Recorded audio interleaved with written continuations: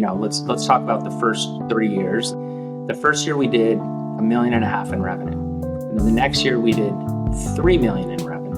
And then the following year we did $20 million. For all of those people who think like, oh, so in 3 years you did $24 million? And this happens a lot. Don't forget the COGS. Don't forget the lessons learned. At one point on this business, I was $1.2 million in the hole. Self-funded, and my dad goes, kill the deal. It's over. And I was like, no, I'll run this thing into the ground before I give up. And it's just about cycles. One of my old business partners has this adage where it was like, if you can stay in the game long enough, you win. You just need enough pitches to hit home run. So just stay in. And that's what we did. And we figured stuff out.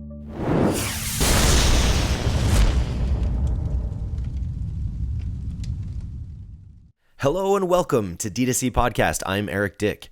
Today we're reading into the surprisingly lucrative children's book industry with Puppy Dogs and Ice Cream founder and CEO Jason Kutasi. Jason, who built a massive performance agency, quickly realized that agency life can mean a lot of cash, but can also mean you're not building long-term assets, before he went on to build his 8-figure children's book empire. So gather round and listen to what happens when a next-level performance marketer disrupts the oldest e-commerce business in the world, and learn why channel conflict just massively ties the hand of big book publishers, and why it means they're not coming to buy Puppy Dogs and Ice Cream despite its scale and profitability. You'll also hear why Jason built his own attribution software and what it's allowed him to do, as well as how Jason uses ads to performance test his book covers and how he researches his audience to make sure they only release hits. Are you all tucked in? Let's begin. Once upon a time, there was a direct response marketer named On With The Show. Thousands of people have jump-started their TikTok content strategy using Coley's TikTok Creative Brief template. That's because it has all the steps for successful creator collaborations and best practices to create fun and engaging TikToks. If you haven't grabbed your copy yet, don't worry. Coley just dropped a brand new version of their popular template filled with even more tips and insights to level up your TikTok game. Head to coley.com/TikTok. That's COHLEY.com/TikTok to download your free copy and start creating TikToks for your brand that people actually want to watch. Mr. Jason Kutasi, it's been a long time coming. Thank you for finally joining me on the D2C podcast. How you doing? Good. It's Friday in San Diego, so it's things are good. We first spoke in 2020, I think. Well, we first spoke before that, but we first spoke, about Puppy Dogs and Ice Cream in 2020. And at that time, you were like, "Nah, I'm not coming on any podcast. I'm not. I want to keep this more underground." But you're now more open with the business. Can you tell me, just give me the why? I actually tell the story of Puppy Dogs and Ice Cream, especially how you named it. I've told it a few times. Can you tell me the story of why you built Puppy Dogs and Ice Cream? Yeah. Really, at the end of the day, we had been an agency for a while. And the problem that I found with the agency business was there were several. But the first one was, or the primary one is you make a lot of cash, but you don't make any gold. And so the first year we launched the agency, we threw up some massive numbers. And my dad's like, wow, this is crazy. What is your business worth? And I'm like, 1x. And he's like, 1x. And I was like, yeah, I don't have a deal with Gatorade or Coke or, it's not like I'm a WPP that just has these massive sort of brand things here. And what I also, and what I also started to realize, and everything's obvious in hindsight, at least 90% of things, is that we were helping other people mine their own gold. And at the end of the day, we didn't have anything left. We didn't have an asset. Right. And sure, you can say, great, well, you can take that cash and you can go buy an apartment building or you can go do whatever it is that you want and turn that cash into gold. But I was just like, we should have something of our own. And so it took some time to sort of figure out what is that business. And, there were a bunch of characteristics of the book business that we liked. The first one was we own the IP. So as an agency, if you scale anything in any vertical for anyone, you're going to get ripped. And I remember I was on my friend Stu, I was on a pub crawl in Seattle for his, I forget what year it was of his birthday, old college roommate. And the media team kept hitting me up there was a guy that ripped 4 of our pre-sales in 4 days, and I knew who he was. And I hit him up and I was like, what are you doing? And he goes, well, your pre-sales just work better than anything else out there, so I just rip your stuff. And I was like, go write your own, because we were playing whack-a-mole. So he would rip our stuff. I would get his accounts shut down. He would spin up another account and he would just go again. And it was so frustrating. And so then I think, okay, do you run the same stuff everybody else runs? Do you run better? Are you a better marketer? Sure, your assets are better, your copy is better, but then you just get ripped because there's a million guys selling whatever widget or lead gen or whatever, and it was wildly annoying. So what I liked about kids' books was that it was very obvious when you own the IP. The other thing that was really nice about that business is nobody was in that space. They for the most part, still aren't. There was a huge uptick over COVID. Because most people in the kids book space are hobbyists, right? So your mom, my mom, I had an idea for a kids book, and you make a kids book and you put it on Amazon and you think it's just going to sell, and it doesn't. But at the same time, it's also like the advent of e-commerce is books, right? It's sort of like Amazon selling books. So it's kind of crazy to me that it's taken this long for someone to come in and disrupt it, and that there aren't more people trying to disrupt it in the way you have. So that's what I thought. And so there was a gentleman who was an intro off of an intro, and he was the CFO at one of the very largest publishers in the world. And we had a talk early on, and he goes, "They're not coming for you." And I always thought we would scale up, we would grow, and somebody would be like, "We like what you're doing, we're going to come acquire you." And he's like, "They're not coming for you." And I was like, "Why not? Why would they not?" And he goes, "Channel conflict. They're so worried about Target, Costco, Amazon getting pissed off that you're a publisher and you're running ads to your own cart, not to theirs, and that they're going to cut you off." And it's a bit of a cartel. I've talked to HarperCollins about this, and publishers really have their hands tied about how they're able to sell their book in proximity to all sorts of different places that might be available. It's really locked down. There's so many rules. And I think, without pulling my soapbox out too much, although I guess this is the platform to pull a soapbox out. This is what you do, yeah. It's there's several problems, I believe, with the publishing industry in general. One is the channel conflict is hard. And at the end of the day, I'm like, look, at the end of the day, if you're a Penguin Random House, a Hachette, a Harper's, a Scholastic, a Macmillan, whatever, and you have Michelle Obama's new book, do you think they're going to tell you we're not putting Michelle Obama's book in our store?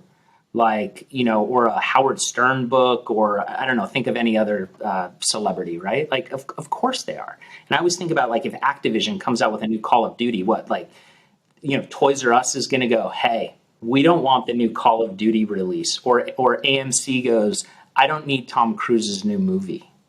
Of course they do, right? So who's steering the ship? And at the end of the day, sure, you have shelf space, but at the end of the day, online, Target.com is just a cart, right? So is Costco.com. So is Amazon. It's just a cart. And then my other thesis was, well, shit, if I'm spending 7 figures a month in ad spend, you're going to get the lift and the recall when somebody walks down the aisle and goes, "Oh, that's the book I saw," right? And then they take it and they throw it into the cart as an impulsive buy. And so as we grew, we started having conversations with all the major publishers. Everybody was like, "Who are you? We've never heard of you. Where did you come from?"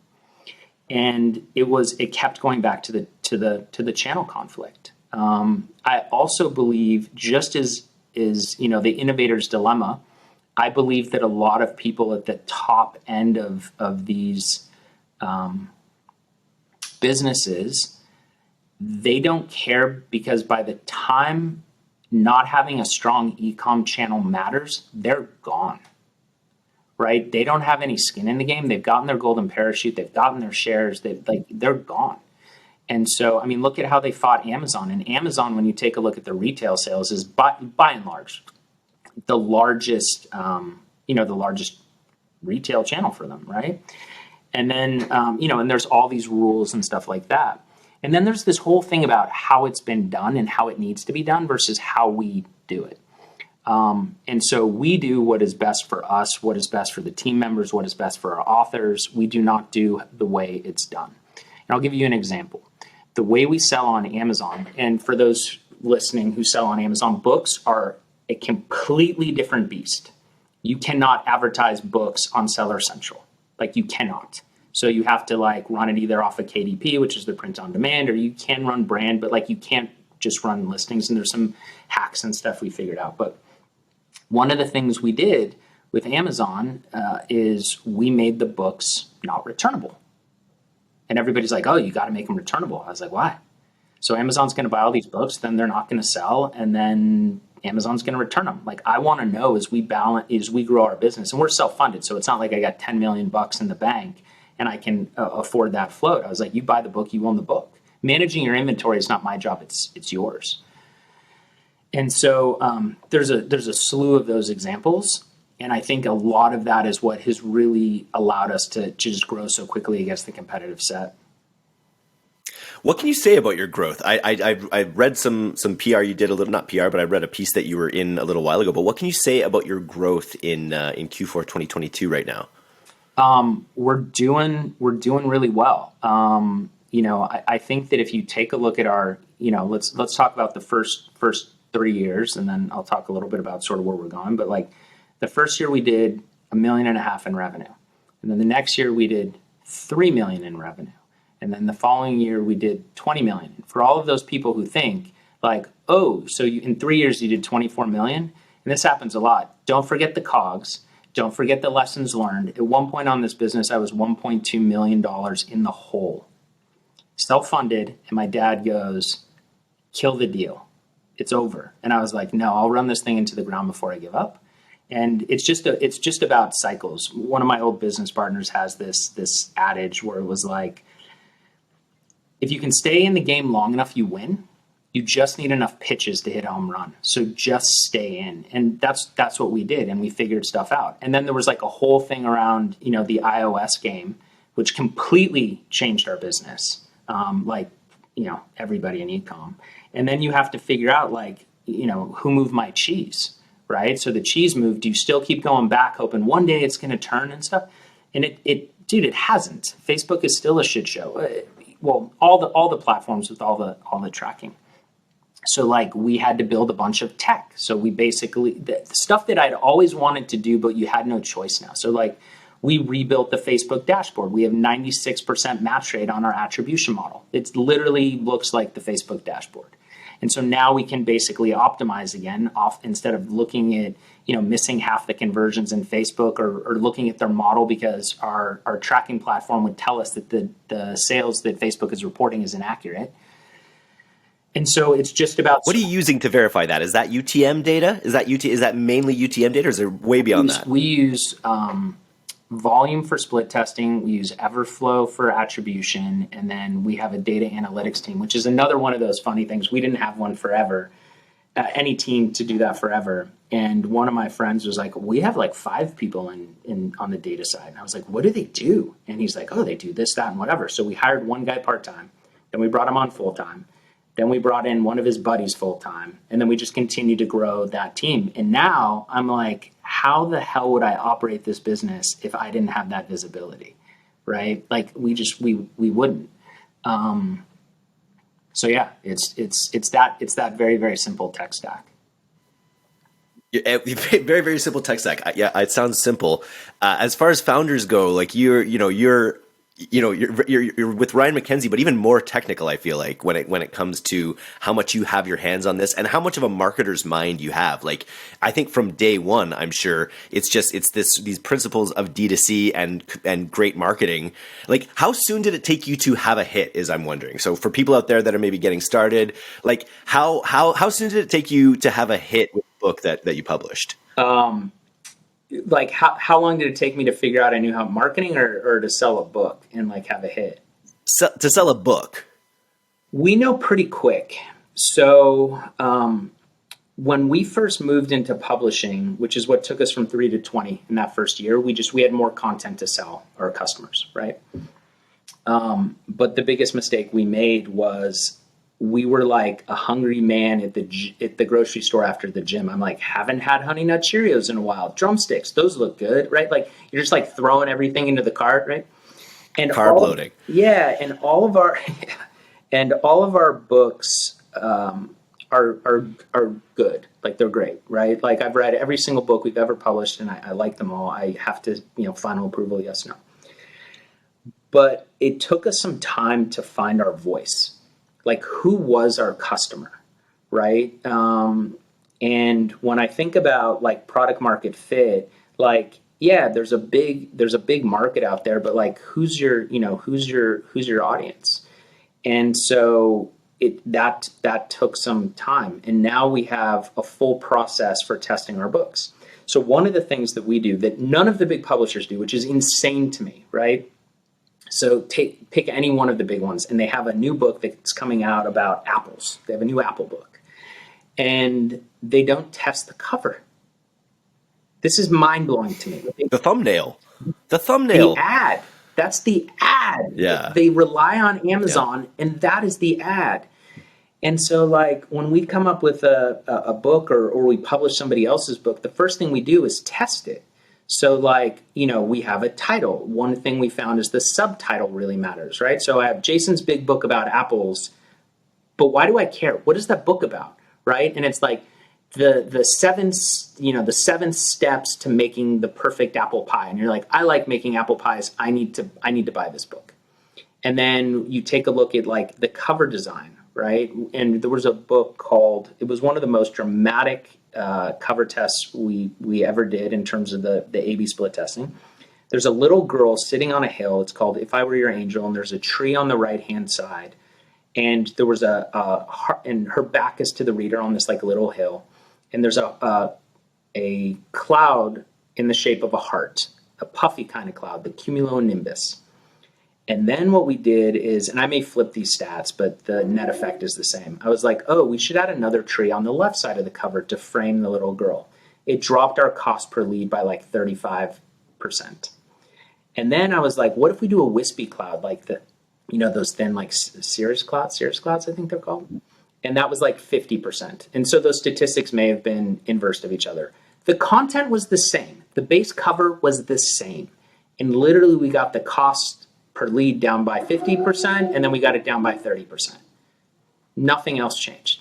And so we test all of our covers. And so now what we do is we'll take a cover, we put a very, we test all the elements of the cover, title, headline, or subtitle, and then the images to see what works. Do you run a girl? Do you run a little boy? Do you run both? Like what does it look like? Because if your cover doesn't click, you're dead in the water. And and so we do that. That's how we start. When it comes to actually researching, that makes perfect sense. But even a step further back, when it's like what to write about, within this audience, what's the process? You understand your audience. That's great. What's the process to know what to write about to that audience that they're going to resonate most with? Yeah. So why do they care about your book? So when somebody submits a book to us, the first thing, and I've asked this on calls, I don't do these myself anymore, but why should I care? And they're like, oh, it's a beautiful, wonderful story, and the illustrations are great. I was like, first of all, everybody says that, but there's like 10 million children's books that check those boxes. Why should I care, right? And I think about, you're at Costco, those tasting tables that everybody loves at Costco, right? The free samples. So you're pushing this cart down there, and you're going to the back of Costco to get some milk and some meat and whatever else, and somebody says, hey, Eric, do you want a kid's book? Here it is. And they're like, no, it's okay. And you're like, no, it's beautiful illustrations and a great story. You're like, yeah, keep going. Versus we do a lot of social emotional books is one of the verticals we focus on. And I'm like, hey, sir, do you have kids? And you're like, whatever. And you keep walking. And the salesman goes, does your child throw like a lot of temper tantrums and you just like don't know what to do? And you're like, yes. And you're like, right. And you've probably had this experience before, and this is a book that helps with that thing. Now you have a why. That's why you care. So who's the audience for? Why do I care? Why do I need to buy this book? What is the problem it solves? And so that's one of the things we really focused on. And we do have a lot of books that are just a great story, but they don't have a hook. And if you don't have a hook, you're really getting the in-market consumer who has to buy a book for a birthday or for Christmas or whatever. right? But even then, you're like, okay, it's Timmy's 5th birthday. He likes fire trucks. I go to Amazon in market, fire trucks, 5-year-old birthday, and then all you see is the covers. You look at the covers, the price, and the reviews. Goes back to why the cover matters. And that's it. And so we really focus on books that have a why. Like what is the hook? Why do you care? I mean, it's D2C 101, right? And Can you give me an example of a hook in one of your books, or a hook that's worked particularly well? yeah, I mean, there's a couple that come to mind. So one is we do a lot of social emotional. So we did a lot of books around anxiety during COVID, right? And it was a lot of, grandma's sick, grandma died, my parents are going to get sick. Am I going to die? Like, I can't see my friends, right? There are these feelings of anxiousness. And that's a really good why. We also run a lot of Christian books, albeit we're not a quote unquote Christian publisher. But, one of our, we have 3 Christmas books right now. And I don't know where we are in the rankings today, but, 2 weeks ago, one of the books was in the top 20, was number 25, which is still good for children's books out of all books on Amazon. And we own the number 1, 2, and 5 slots of Christmas books on Amazon. And we basically don't do cold on Amazon at all. All we do is defense. But the hook, the leading one of that was a Christmas book about Jesus, not about Santa. Right? It was like, teach your kids the real reason of Christmas, not like, why do we celebrate Christmas? And it's not to get presents. It's about to, it's to learn about God and Jesus and those sorts of things. It just all goes back to the why. Less about Coca-Cola, the Coca-Cola Santa. Yeah, totally. Yeah. That's super, super interesting. And I noticed this. I was just looking on your ad library and noticing how dramatic your ads are as well. And not all of them. I'm sure you have different strategies at different times. But the fact that you sort of have that hook articulated in a really beautiful way, in a very dramatic way, just actually from the story. It looks like it's not, you're not reading an ad in a lot of cases with your ads. If it looks like you're reading the story itself, and that I think that's a really interesting lesson. Is that something that's still working? Yeah, I mean, look, the best way to sell in general is by sharing an experience or telling a story, and either the reader, the consumer, whatever it is, do they see themselves in that story? Is that a problem that they have had? And they're like, yes, you were talking to me, right? Like, I'm resonating with this. So tell me more. And then what'd you do? What happened? How does it work? Like those sorts of things. But stories sell. Yeah, I mean, 100%. Tell me something innovative you've done, like in your funnel to improve conversion rates in the last little while. To improve conversion rates. It's an interesting one. We test a lot of things. One of the things that we tested recently that it's one of the funnels I really like. It's like, we're going to show you 10 books for $5 each. And so you're literally moving them through a funnel where they just say yes or no to all the books that they want. So it's like yes or skip is basically what it is. And by the way, it goes back to the strength of the cover. Each book is $6, right? And so it's just like yes, no, yes, no, those sorts of things. Conversely, we've also run, here are our top 10 books, and you can select which ones you want. You get a discount if you order a couple, but do you just want to take all of them? Do you just want the 10 book bundle, right, at a heavy discount? And so you just remove the work from choosing. So, that type of funnel works. Bundles is, probably the secret to our success. Sure, you can go to the store and you can buy a book, but it really comes down to price anchoring, right? So, one book is $12, which is top of the mark for a paperback. And most of our books at that price point have, doctors attached to them and those sorts of things.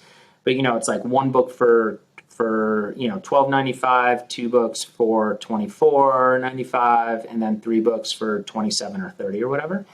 And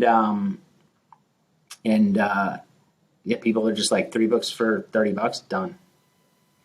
You also had a tip at a C-suite, which you were a great guest at with lots of good comments about what you should do with your Amazon images. And I think it was a good little hack about like the last Amazon image is always like an upsell for other products that you have. Yeah, I learned this from the guys at Thrasio. Again, so obvious in retrospect. They, as the story goes, it's fairly product agnostic, but they had acquired a company that had a suite of products. I can't remember the name of the brand or whatever, but so everybody was buying their Apple product, and nobody was buying their banana product, and nobody was buying their orange product. But the Apple product was the product that everybody wanted. So you have to use the images in Amazon to sell the product, right? And so really when they got to the end, they're like, oh, by the way, we also have the banana product that helps if you're trying to eat more fruit. And then we also have the orange. And the hero product started driving a huge amount of incremental lift on, it's basically a cross sell in the carousel image. And so we do that now. And with so many of our authors being not only domain experts, whether it's we have the animal books and they're all animal experts for the different things, or doctors around certain social, emotional kind of things. We also have a slide that reminds them of their credentials, right? So this person is the director of child psychology is a professor. This person has sold 1 million copies of this book, and like these sorts of different things. But we just weren't using that as a sales tool. And that was really tremendous. Back to the bundling thing though, which I'm surprised the big guys don't do it. But I guess none of it really surprises me anymore. I shared this story of about, I don't know, it was probably about a year ago, and I needed to buy some new socks. And so I went in and I wanted to buy some colorful socks, and I saw like a 6-pack of, different colored socks. And then I think, how many of those socks do I actually want? I was like, oh, I like the first 2. The next 2 are kind of so-so. The last 2 don't really care, but I got 6 at a discount, perceived value, click buy, right? So when we're selling a 3-pack of books, we focus all of the marketing around that one book, that one hero book. And hey, by the way, do you want the other 2? Wrapped in a bundle. Right? And by the way, in that funnel, there is no option to buy that one book. You can leave. You can go to Amazon. You can go back to our store, but now you're going to pay $14.95, right? Which is kind of like a BOGO, like buy 2, get 1 free. But it's just like, okay, fine, click buy. Did you know that 71% of US consumers plan to shop online during the holiday months, or that 62% of them want to be reminded about your offers via email? To discover how shoppers plan to spend this holiday season, download Wunderkind's 2022 Consumer Insights Report. It's full of vital data surrounding preferred shopping locations, communication channels, purchase influences, and more. Visit wunderkind.co/DTC to download the Consumer Insights Report now and find out how to reach your customers. That's Wunder, WUNDER, kind.co/DTC to download today. Love it. What does Q4 look like for book buying? I did a podcast yesterday with someone. They were talking about how important it was for them to actually segment out who was buying product for gift and it was a consumable CPG product. Who was buying it for gift during Q4 and who was buying it as part of their regular cycle, just to try to treat those people differently. I'm curious how gifting and Q4 plays in the book market. Really good question. Let me lead into that by telling you something else. The couple things I don't like about the book business.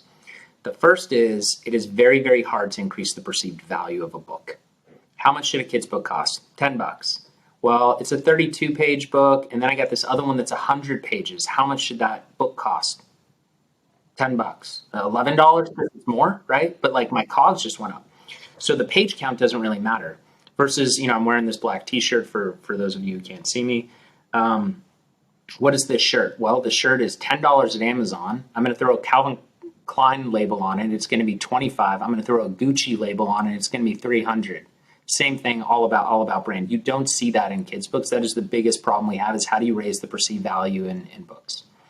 The second problem with our business, and this goes more directly to your point, is books are not being purchased for the buyer. I'm not buying the book for myself. It is inherently a gifting product. I'm buying this for my children or my grandchildren. And I actually don't like that. And because it's really hard to squeeze the pain point, directly. Yes, you can do it around social emotional, but it's a little bit harder because somebody isn't buying a product for themselves. And then one of my favorite stories that I like to bring up at barbecues, or I used to, I stopped it now, is I would look at some parents and I'm like, hey, would you do anything for your kids? And they go, yes, I would do anything. I was like, so your child was in the street and that child was about to get hit by a bus. Would you push your child out of the way and get hit by the bus knowing that you would die? Yes, 100% of the time I would do anything for my child. I'm like, okay, how expensive are the jeans that your kids wear? I'm like, what do you mean? I was like, well, I'm assuming it looks like you're wearing $300 pair of jeans. Do your children wear $300 pairs of jeans? No. Why not? Well, they're going to get dirty. Fair. Do you use moisturizer, skin cream, stuff like that? Yeah. Where do you get it? What do you pay? I'm like, I get this $100 product from Nordstrom's or Barney's or Saks or wherever. I'm like, cool. Sunscreen too? They're like, yeah, sunscreen too. I'm like, do you use moisturizer on your kids or sunscreens? Yeah. Which one do you use? The one I got at CVS. And I was like, hold on one second. So you spend $100 on skin cream for yourself because it's the very best. And they're like, yes. And you would do anything for your kids, but you buy them the cheapest one. And they're like, yes. And I'm like, why? And they're like, well, they don't need it. And then I always go back to like, let's assume it's like a wrinkle cream or something. I was like, well, if you gave them the anti-wrinkle cream at 10, which I'm not saying do this, but you'll see where I'm going, right? Then like they're probably going to have less wrinkles at 40 where you're spending the $100 thing and then they get all pissed off and then we stop. But, more specific to your question about the gifting and how Q4 looks is that we have two different types of buyers. We have the buyers that buy 9 months out of the year and they are buying because of, whatever the why is behind the book. And then you have our lowest value customers are those who buy over Q4 because Susie and Johnny need something wrapped under the tree and this checks a box, right? And so we have to reacquire those people. Like try to keep that person in a freaking email sequence for 9 more months, right? Or 11 more months because they're just buying really hard. And then when you take a look at Q4, it goes back to the perceived value in terms of like, can I charge more for the books? No, well, my CPMs are going up. Yes, your conversion rate also goes up. But the balance between CPM and conversion rate in Q4 just doesn't really balance out that well for us. And so we're generally softer in Q4 versus a lot of other people that just hit the gas and go. Our strongest seasons are the spring. And I think it's because you hit like Easter and Mother's Day, those, big gifting holidays.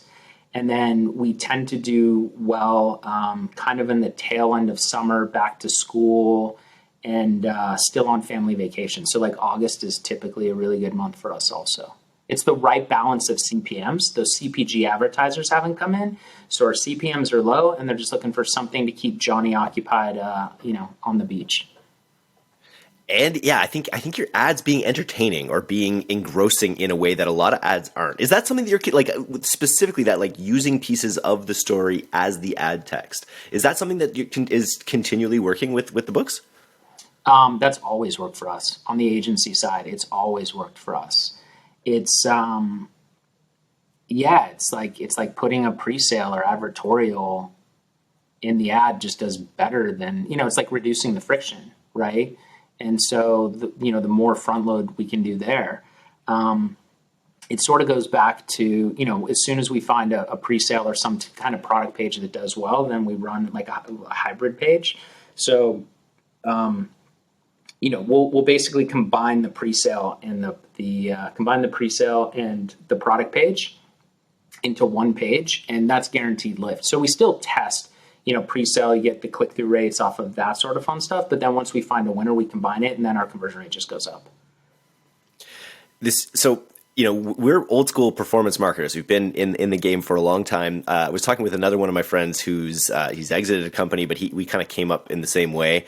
And he now he's had a print on demand Amazon business for a while. I forget the actual product that it is, but he was just telling me the other day that what he does now is he just has hundreds of AI designs that he's actually getting from DALL-E, and saying, oh, he's looking at like an SEO list and being like, okay, well, kittens and alarm clocks are really big like now. So he's going to AI and saying, okay, produce me a funny image of kittens, and then it's being printed across, a million different things at the touch of a button. This is all to preface to say, what's your take on AI in this space, and can it be used to disrupt the children's the book space as well? Yeah, it can be. We've been playing around with it for a while. The biggest problem that we have with AI is getting the consistency between the art if you had a 10-page book. So Dolly will give you, give me a kid eating fruit, and the first one's a boy eating an apple, the second one's a girl eating a banana, and there's no congruency between the art styles. So look, when they get to a point where I was like, give me 10 images, or, can you break it up into a story? And it will get there. It sounds like you should do it. It's funny, you're building all these other software tools, which I'd love to hear a little bit more about, but it's open AI. I was thinking about that the other day, that we're looking for a way to sort of summarize the canon of D2C into more navigatable content. And I was like, oh man, I'd love to, that's a job for AI. We've written 5 million words. Yeah. I'd love to know what it thinks. A friend of mine shared with me earlier this week, I just pulled up the URL while we were chatting here, called onceuponabot.com. And you put in a story and it generates a 10-page book for you. It is, I'll send it to you afterwards. You can put it in the show notes. It's so fun to play with. I think you get like 3 free credits and you can just write about whatever, and it just gives you art. And look, it's for a spray and pray model, fine. And you can run all these print on demand books if you want to do that. But it will get there. But I think it's some time coming to do that. It's I think I've tied it to affiliate marketing, because what he's doing is it's on the spammy side, right? Where he's going to come up with hundreds and hundreds of different things, whereas you've got to be a lot more considered and careful with your audience at the scale you're at, and really focusing in on those good hooks, those good stories that really connect people. I think the problem with that is we don't run shopping. And when I say shopping, I mean, we do Google shopping, but when I say shopping, I look at, clothing retailers where you're just swipe. I need a new dress. And it's like swipes, maybe you even don't, right? And you're just looking, you're like swipe. You're just shopping, you are browsing. Everything for us is a funnel. What is what's the pain point? What's the hook? And then you go through, the 12, 16 steps of marketing, and you drive them through that funnel. And you get them to focus on a singular product, and you get really, really good at that one product or one vertical. And if you do that, you can take that audience and then you can mail them the other books and whatever, and maybe one resonates and one doesn't. But you still have to have that hero product, right? I think about the Gap. What's the Gap sell? The Gap sells jeans. By the way, they also sell shoes and belts and socks and shirts. But why do you go to the Gap? You go to the Gap for jeans, and then you're going to buy some other stuff. And so we just really take that approach to really just sort of drive it home with a funnel and get really, really good at a singular, suite of books. Do you think there's a direct mail play for you at all? Is that something you've ever considered? We tested it. Goes back to margin and perceived value. So we took 20,000 people that had bought in the last 90 days, and we took 20,000 people that had bought, I think a year ago or something like that. We did this test about a year ago. Both mailers made the same amount of money, and I think we lost 1,000 on each. And maybe the offer wasn't that big, or et cetera. The offer wasn't good enough, or the creative that we mailed wasn't good enough. But it was just expensive. And it just didn't back out. So if I was selling, maybe a product with a lifetime value of $100 or $150 or something along those lines, we could do something there, but that's just not our core business. But we try it. We try everything, I think. Well, so if we were to give you $50,000 to grow in Q4, where, just as additional budget, would you put it on something existing? Is there something else you'd want to test with that? What would you do? No, if it's existing, that means it's making money, so I don't need the cash. I think that I would probably put the money into tech. And one of the things that, we've been spending a lot of time doing is building out all these micro apps. And I think about at some point, do we monetize them? How many of them are too sticky to our specific business or vertical or industry or whatever, right? So like one of the apps. So I already mentioned we rebuilt the Facebook dashboard. Also works on native and some other things. But we also built a routing app for Shopify. So we found that Shopify's multi-location configuration or setup, whatever, is terrible. It's horseshit. And so we built a tool. Oh, and Shopify, if anybody from Shopify is listening, I've asked like 100 times, please introduce native bundling capabilities into your platform. It will make your customers more money and it will make you more money.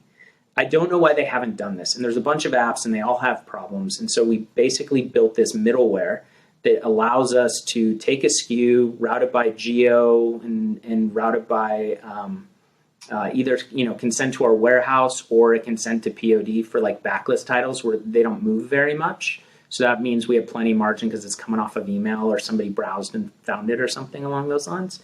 So we built that. What other tech stuff do we have? We have a lot, but we have some other cool. We have a brand new product coming out a little bit. I won't talk about too much, but we built it. We had it for like 3 or 4 years because we were looking for it out of the gate, and that's a product that we'll monetize. And for me, what's really interesting about that is like most businesses get started with some kind of a pain point. And I was like, dude, we already had product market fit. Like we would have used this thing. And so like we had to go find a developer. And then the first guy was like, he would be super hot for like 3 days. And then we wouldn't hear from him for like 2 weeks. And it just didn't work when we were smaller. And so I think it comes down to building apps and software. And I'm also, as I think about what's next, not necessarily for the company, but the evolution of like our growth, what do we want to do next? What do we want to add on? I really like B2B plays. I like that you can sell something that is inherently additive to the customer. And if your product is really good, it grows with the customer, right? And so, the revenue goes up, that you start charging more or whatever, but you're helping them grow.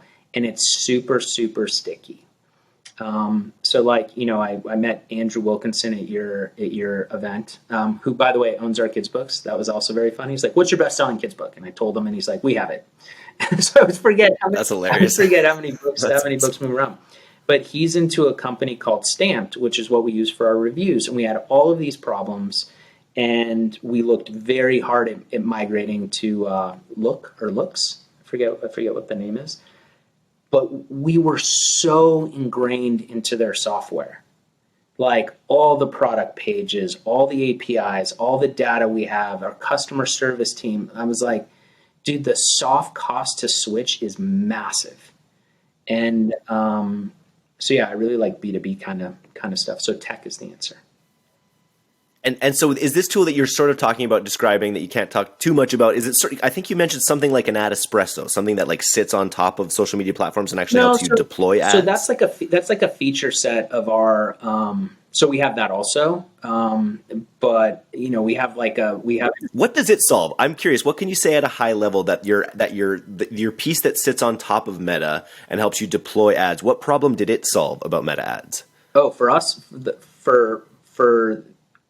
for the Facebook dashboard rebuilt, it was attribution and optimization. Like it was that. But then I look at other features or other tools that we use, like RevealBot was great. Like I've probably hit RevealBot, like we used to use them all the time. We hit them for like probably 3-4 times. I was like, how do I get your rule set to connect to my APIs so that we can run rules on our campaigns? And they don't have it. They have like some hacks and stuff with Google Sheets. We don't use Google Sheets or anything like that. So I was like, all right, well, I need a rules engine, right? I need a backstop, right? So I've spent $200, no add to carts, like kill it, right? And so I just think about, how do you remove some of that very basic work from the media buyers and let them focus on the strategy and the creatives and those sorts of things?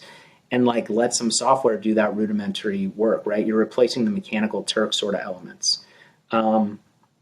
But then we run the same creatives in a bunch of different accounts and a bunch of different campaigns and so on and so forth. How do you roll them all up? Well, you got to run a pivot, right? And then you got to ping your content management solution to see like, okay, Apple 1247, which image is that's doing well? And so like, how do we take all the data we have and then visualize that so the media buyer is like, this is the headline, this is the image, this is, basically manage the results of the tests.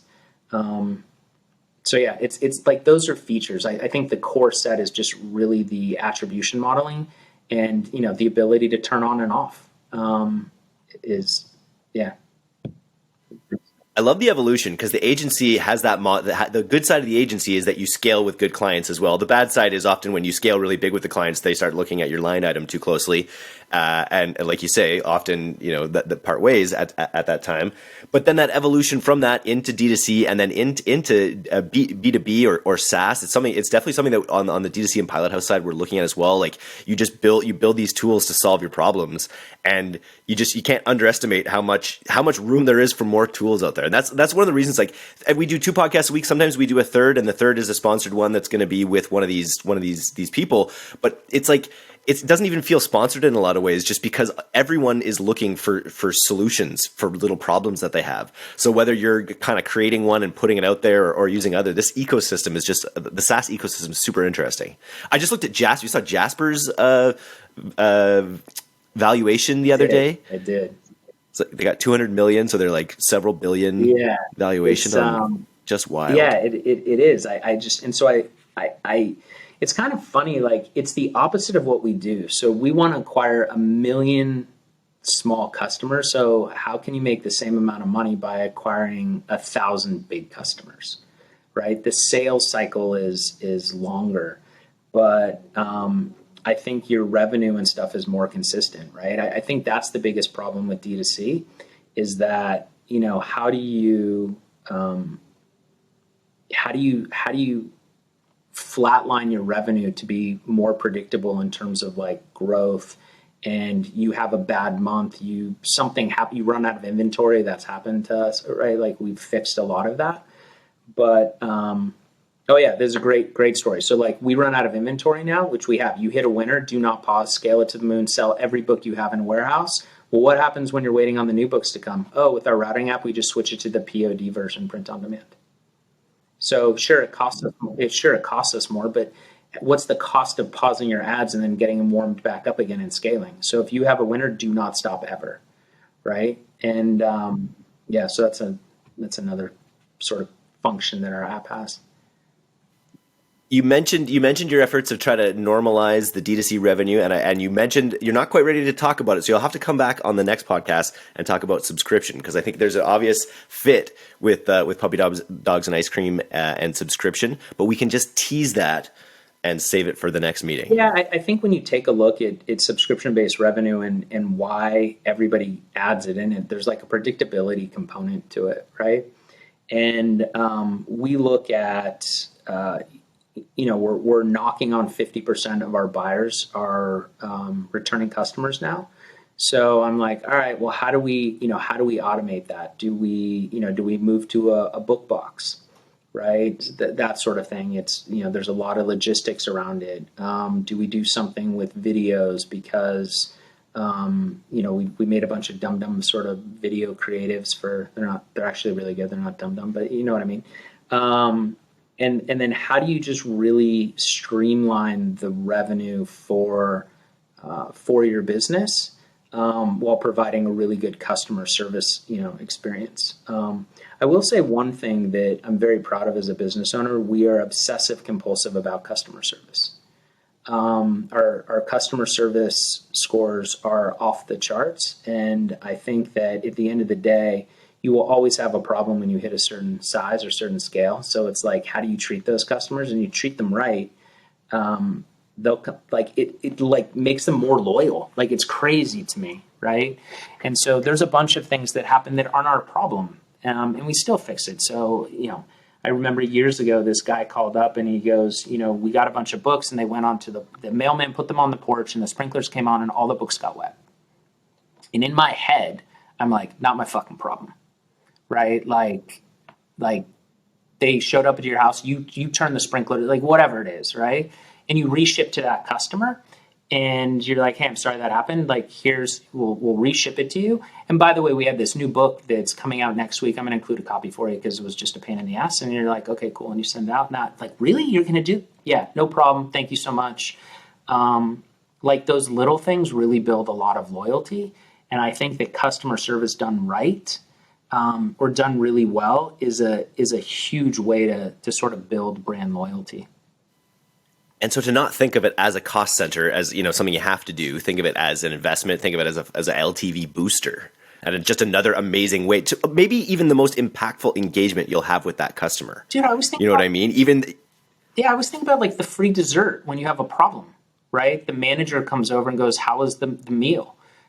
This happened to me not too long ago. I'm very honest. One of the things people always joke about is when we get on a call and they're like, "How's your day going?" I always tell them how it's going. I was like, "Oh, it's horrible today," or something. I had a big win, or like whatever it is, and I don't go, "Fine." So like this guy manager comes over. He's like, "Hey, just making the rounds. How was your food?" I was like, "We eat here all the time. It was good, but like somebody's got a heavy hand with the salt back there today. Like I don't know what's going on, but like heavy hand on the salt." And he's like, "Really? Okay, cool."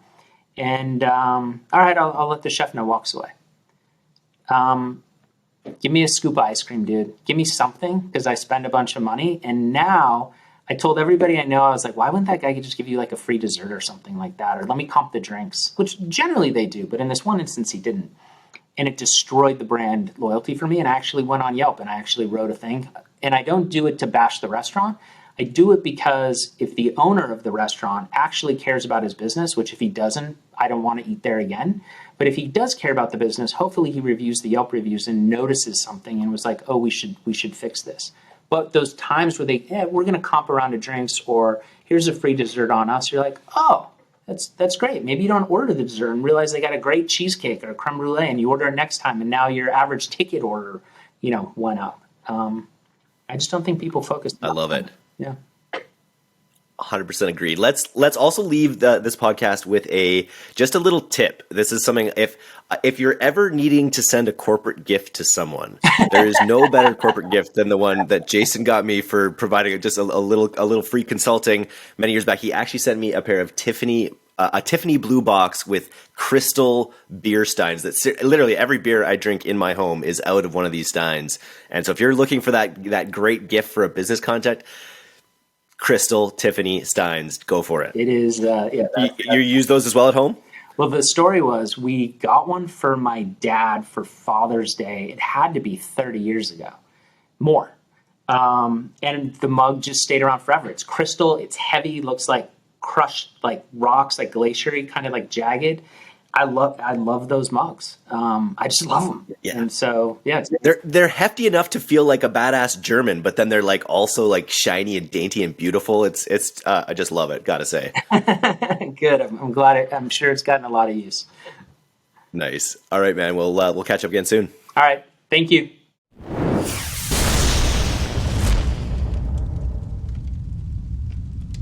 Thanks so much for listening to today's episode. If you're not a subscriber to our newsletter, you can do that right now at direct-to-consumer, all one word, .co. I'm Eric Dyck, and this has been the D2C Podcast. We'll see you next time.